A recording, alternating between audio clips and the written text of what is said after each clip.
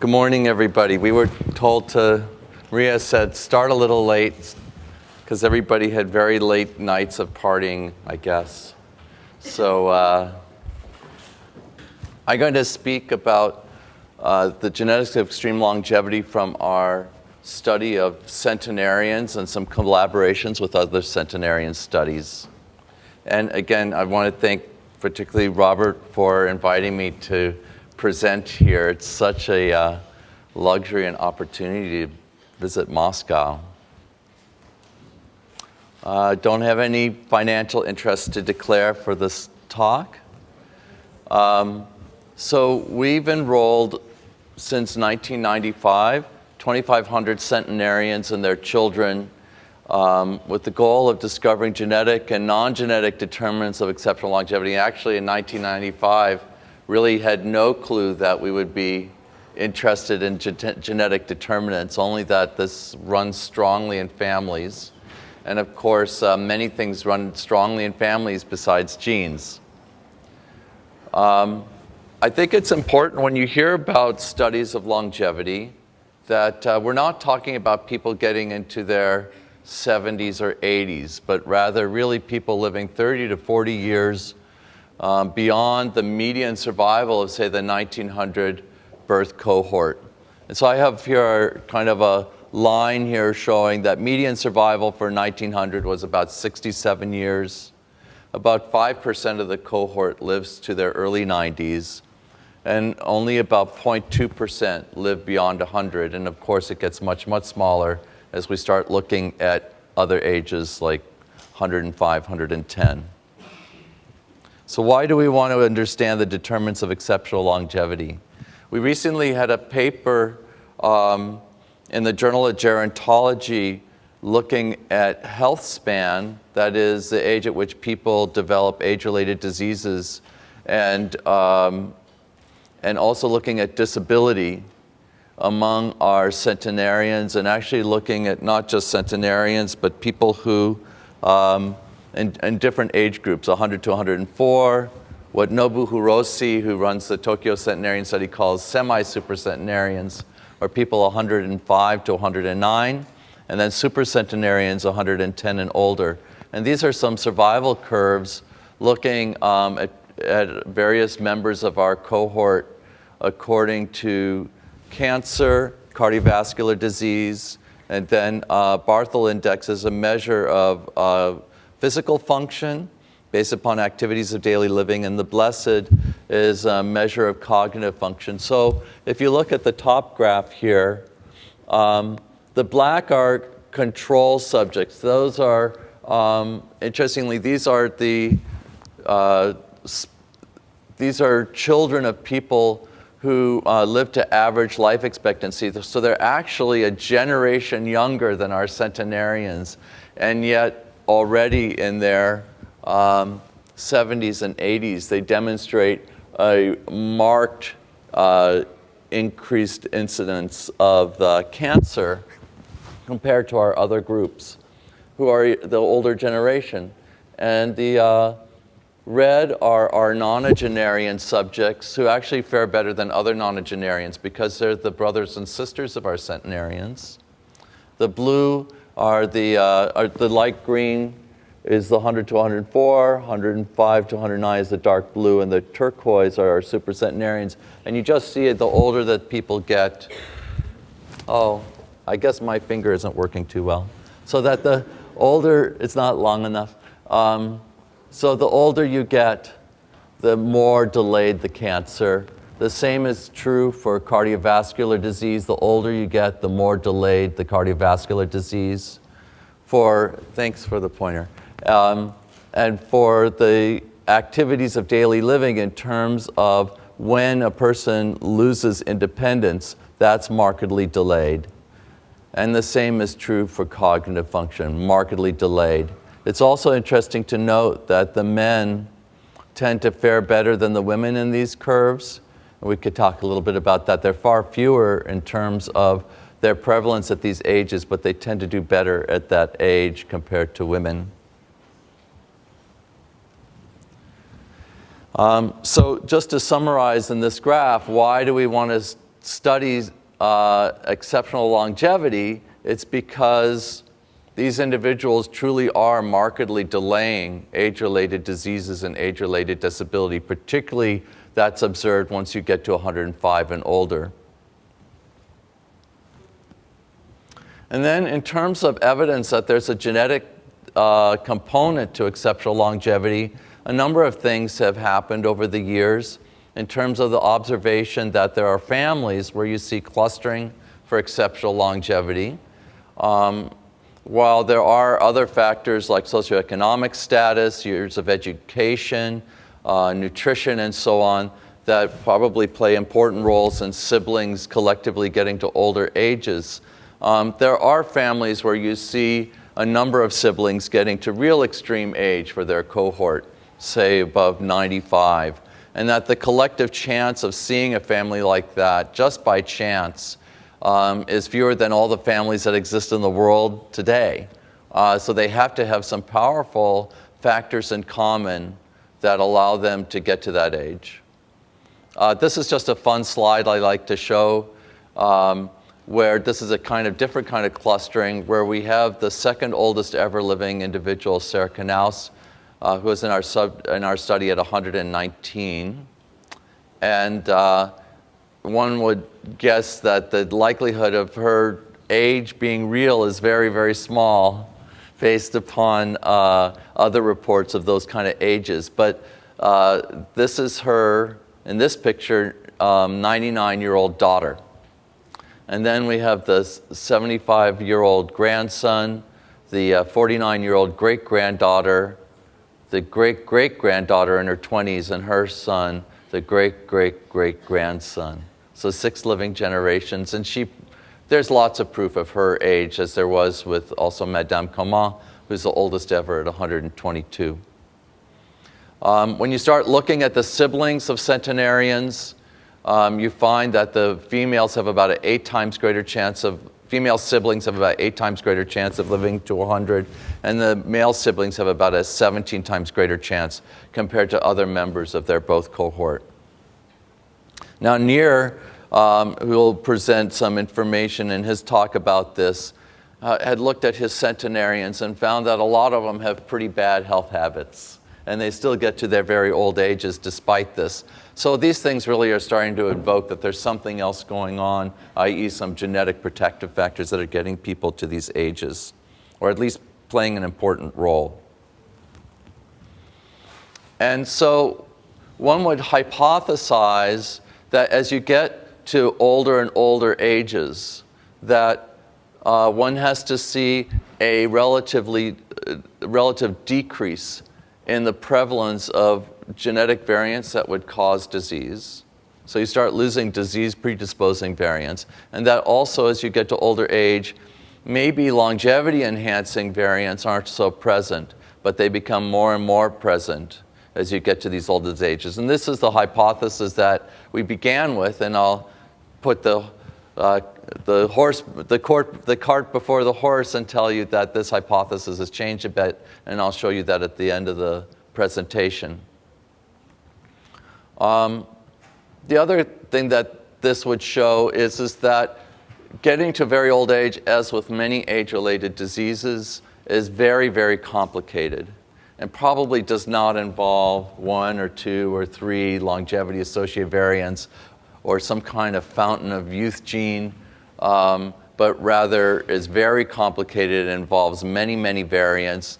I suppose that the latest controversy is what kind of variants. Are they common variants, where you have a lot of common variants with weak effects, but together they have a strong effect in terms of predisposition to old age? Or do you have relatively fewer rare variants with strong effects? Or could it be a combination of the two? So we had a study that was originally published in Science in 2010, I guess. I have 2011 here. And unfortunately, we ran into some problems with some quality control measures and a chip that we used that after a year and a half of working with the editors at Science, they decided that the paper as it stood after all the work that we did with another lab at Yale, independently looking at the quality of the clean data and what have you, would not have gotten into science in the first place. So they said, well, you should go try somewhere else. So that's what we did. And in January of this year, we published the work corrected in PLOS One. And what we did in this study is that we began with 801 centenarians from our sample. And then we had a sample set from this Elixir Pharmaceuticals company that had done their own independent collection of centenarians as a replication set. And then we also, in addition to what was published in Science, had recruited another sample set of extremely old individuals with an average age of 107 as a second replication set. And then we had access to this Illumina data set of 4,000 controls. And using these controls, we did a genetic matching to match the 801 centenarians to 914 population controls. And then we used different controls from this set to then match population controls, genetically matched population controls against the two replication sets. And if you just do your average day GWAS, a genome-wide association study, looking for significant SNPs that are associated with exceptional longevity across the entire genome, just one pops up. And that's this tried and true ApoE, where it isn't a longevity variant that's associated with being a centenarian. It's the lack of a disease variant, ApoE4, that is an association. And then what we did is we did the replication with the GWAS, and again, just ApoE shows up. But again, there's this hypothesis that potentially getting to very old age is a result of a combination of a lot of genetic variants. You see in these GWASs, you're looking at common genetic variants, that is, variants that occur at a frequency of more than 1% in the population. And the possibility is that to get to these very old ages is a little bit like winning the lottery. That it's rare because you have to have a bunch of variants that in a rare combination get you to become a centenarian. So you could have a bunch of variants with relatively weak effects that would not show up statistically in a GWAS. And you have to somehow capture that. On the other hand, there could be rare variants, and you're not going to catch those with a regular chip. And then you would have to do some kind of sequencing to find those rare variants, and I can talk about that in a little bit. But Paolo Sebastiani, who is a statistician that I work with and a Bayesian statistician, came up with a method that is used all the time in gene expression studies, where they come up with gene expression profiles. And in this gene expression profiles, what you do is you assign a probability of a variant being associated with the trait that you're looking at. And so we started off with 250,000 variants, and she assigned a probability of each of those variants being associated with exceptional longevity, and then brought it down to the top 2,000 variants, and then ranked those and built a model, which I will show much more clearly in a subsequent slide. But optimally, this was a data-driven type of model, so you don't just pick and choose, you rank them according to these probabilities, and it turned out that the top 281 variants were the optimal group of variants for predicting who, if you had just a mixed bowl of centenarians and controls, you could pick out with about 89% sensitivity and specificity in the discovery model who was a centenarian and who was a control. But you always see very high sensitivities and specificities in discovery sets. What's necessary is to then see what it is in your replication sets. And in this elixir set, which was relatively young, mostly people in their late 90s, the specificity and sensitivity were understandably small if you believe that the genetic effect gets stronger and stronger with older and older age. It wasn't until we had our older sample with the average age of 107 where you saw a sensitivity of 85%, meaning that for sensitivity, it's your ability to accurately say that this person is a centenarian with your genetic data, whereas specificity would be that this person is a control. And I suspect that the specificity is lower, 58%, because a bunch of controls who are alive and we don't know their ages may have had the opportunity to go on to be 100. So then with this model, we were able to generate what we call genetic profiles and signatures, which I'll show here.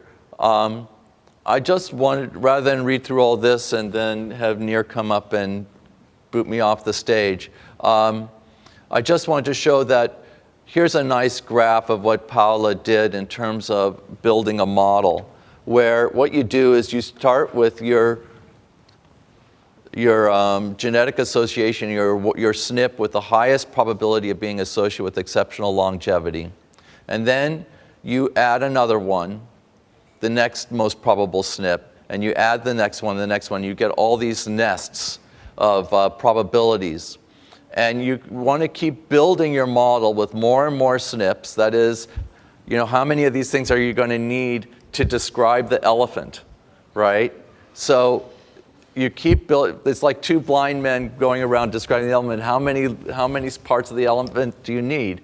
And so you keep going up and up with your sensitivity and specificity, predicting who's a centenarian and who's a control, to the point where you no longer have an increase in one or the other. And that occurred at about 281. And then you begin to see a divergence where the specificity and sensitivity start to go apart. And that's where you want to stop. And that's how she came up with the 281 SNPs. Now, just going back to the GWAS, there were a number that popped up. ApoE was the only one that was statistically significant. But a few others like GIP, lamin A, which is the gene that causes Hutchinson-Gilford syndrome, Werner and the Werner syndrome, CDKN2A1B, which is important in diabetes, cardiovascular disease, and tech. All seemed to be of interest, but they were falling below the threshold. And again, the question was how to capture what Mike Province calls gold dust. And so we did that with the model. If you look at the 200, now this is on PLOS One on their website, so you can look at the whole list of 281 SNPs and all the other information that's there. There's a huge supplement to the publication that should give you every gory detail you'd ever want.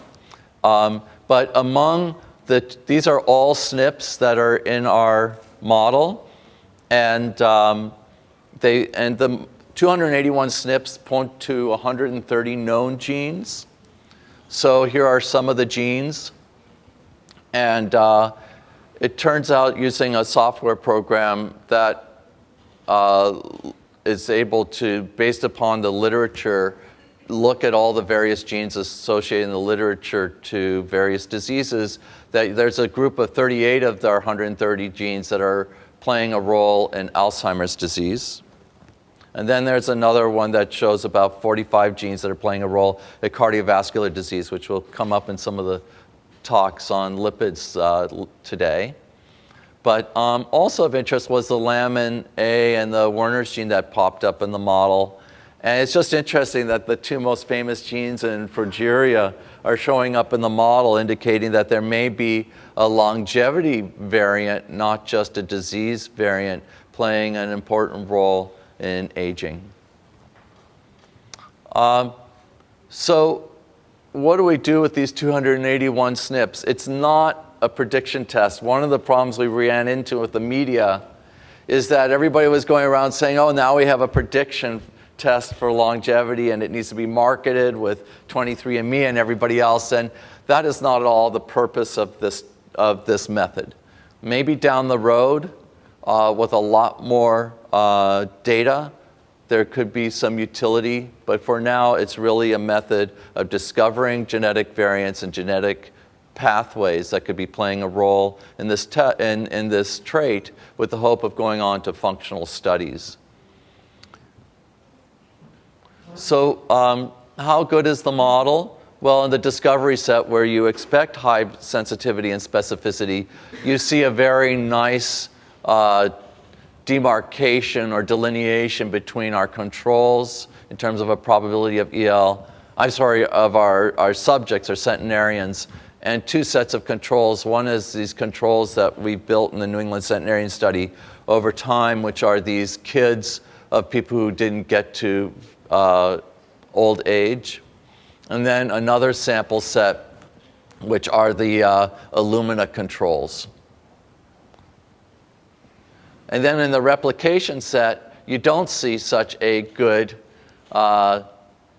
difference between the two, which goes along with the decreased specificity and sensitivity among the elixir set, because, again, I think it's because of the relative young age and small sample size of that set.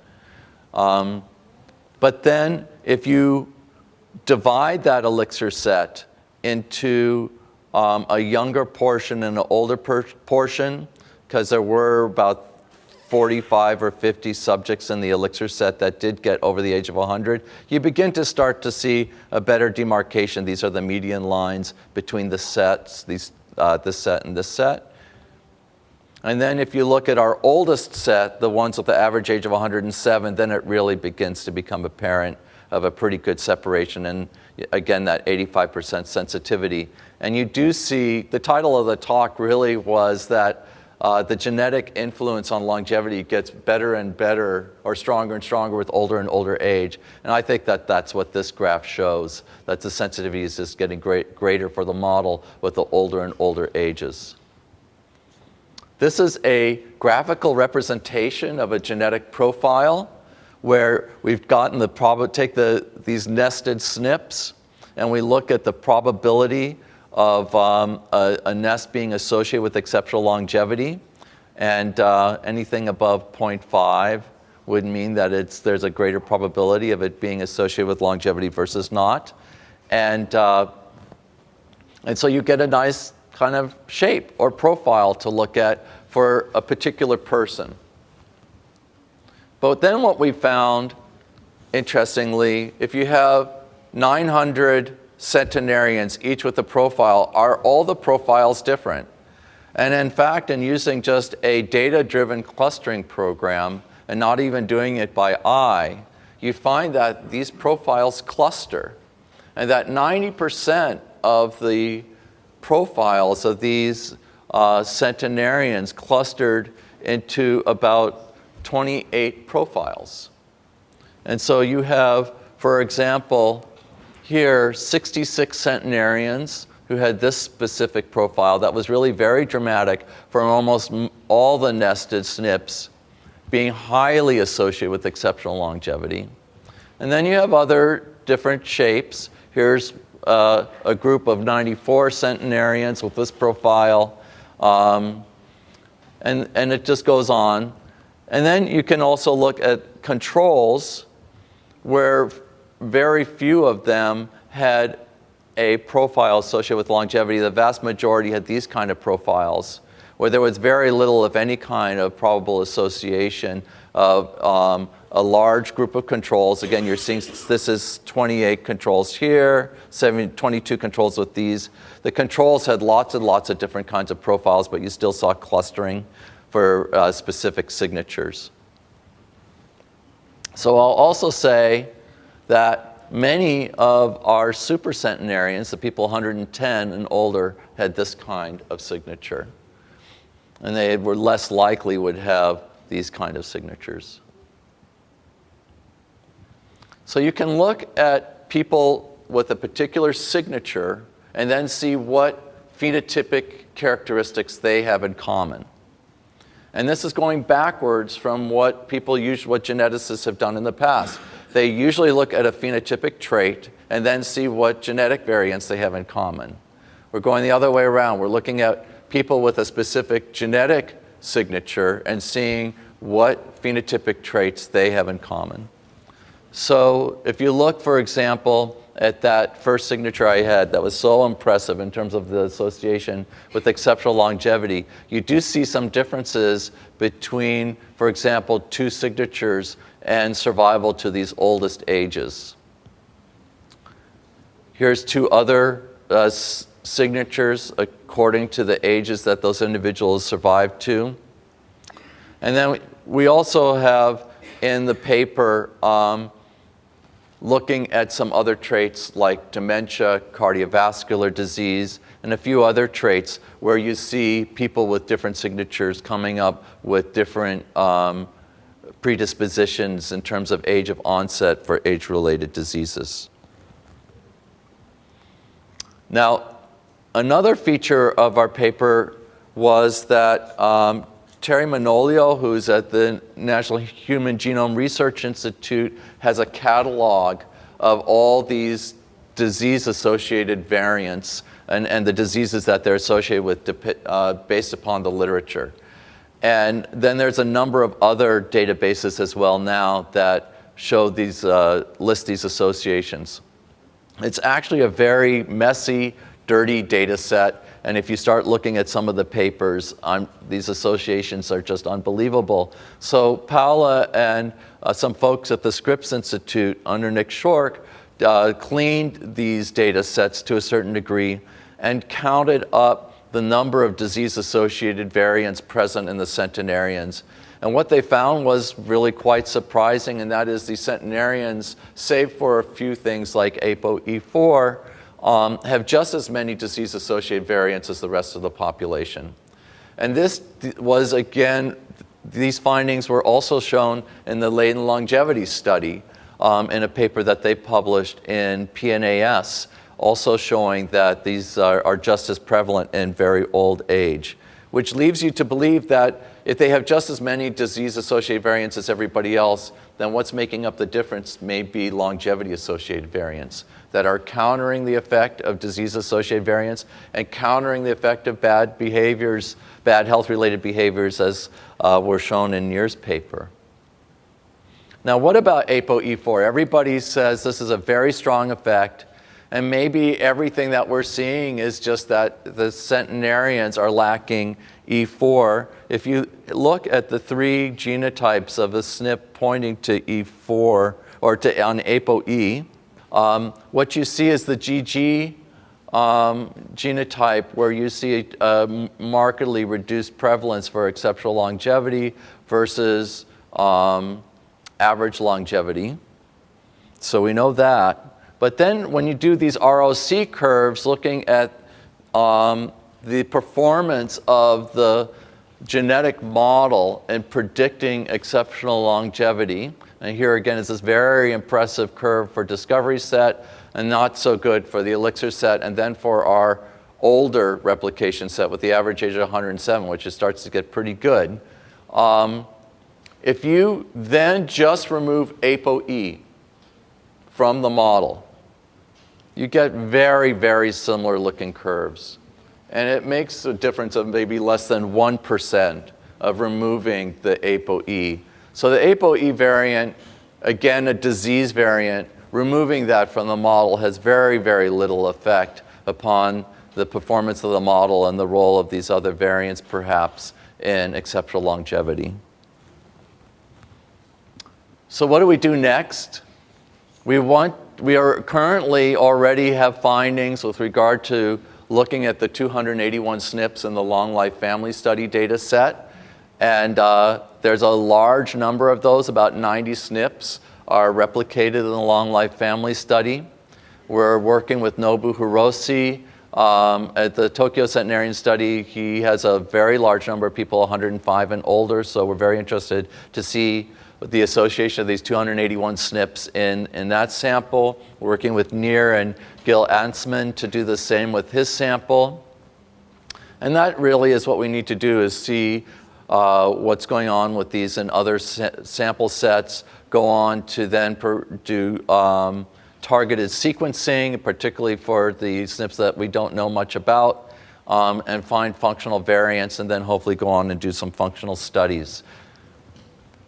So I'll conclude with indicating that exceptional longevity is determined by varied combinations of common and likely rare alleles, that health span approximates lifespan at the most extreme ages, where you really do see a compression of morbidity and disability at the most rare ages, that the pictures are emerging from this analysis that exceptional longevity is the result of an enrichment of longevity-associated variants, but not so much necessarily a decrease in the disease-associated variants. And I'll end with that. Thank you very much.